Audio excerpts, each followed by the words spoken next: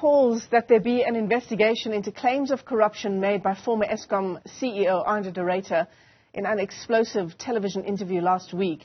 De Ruyter said there are ANC leaders who are benefiting from illegal contracts at the parastatal. Now, there's been widespread reaction to this. Let's get you some more analysis on this issue. We're joined by Professor Prof Swilling, who is co-director of the Center of Sustainability Transitions at Stellenbosch University. Prof, thanks very much indeed for coming on to the program. Wow, what a massive can of worms opened by Andre de Ruyter in that television interview last week, but perhaps for the best.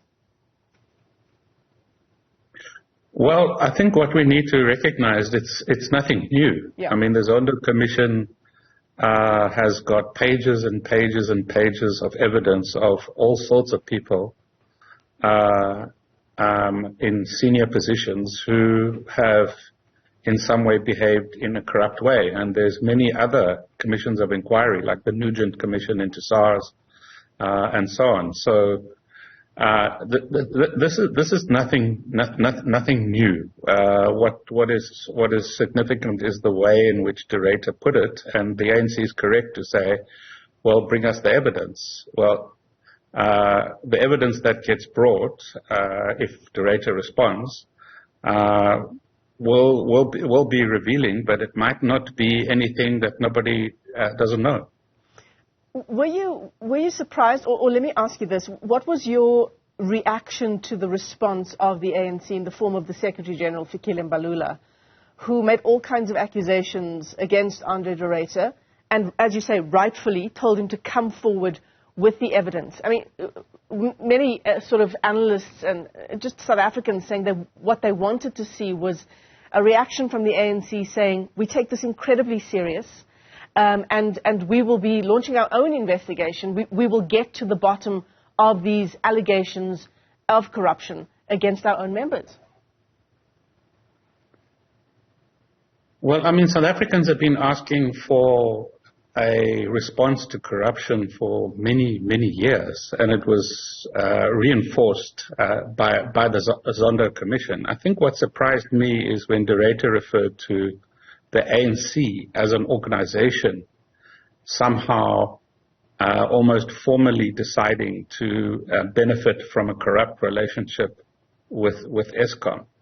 And that is going to be very difficult to prove. And I think what Mbalula is responding to is that particular accusation. Mm-hmm. What is nothing new is that ANC members have been engaged in over many years, in corrupt behavior. That doesn't mean every single ANC member, but it does mean some. And this has been proven in the courts. There's the step-aside rule within the ANC to deal with it.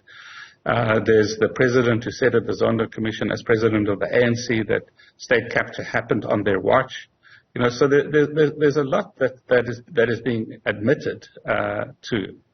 But what Mbalula is doing is saying, well, prove to me that the ANC as an entity, as a legal entity, somehow formally decided to benefit from corrupt behavior. But you're right. I mean, what people wanted was a separation of the man from the ball.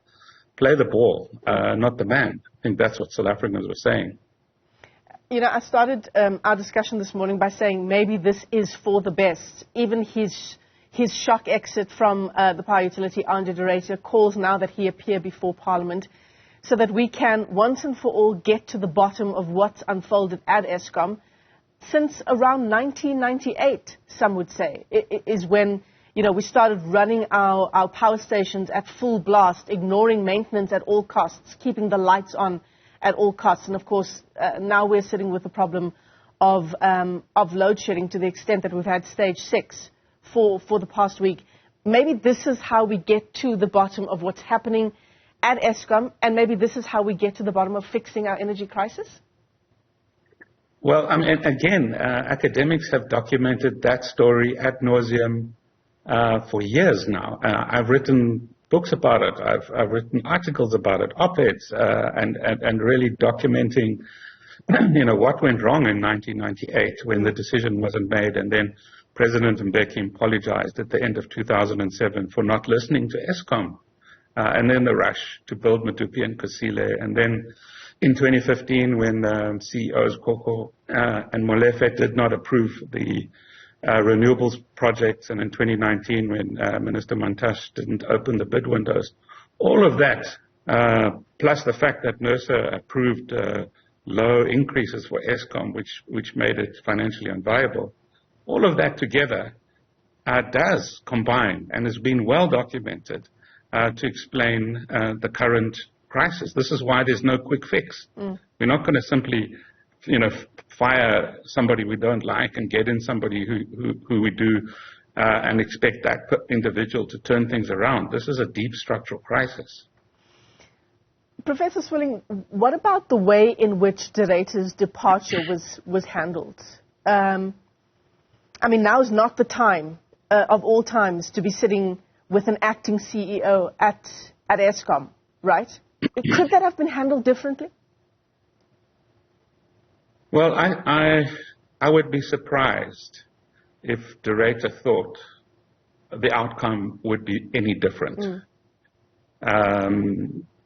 He's a smart man. He knew that he was going to be saying things that would shorten his exit. And he probably came to the strategic calculation, it's better to say it while he was still in the job.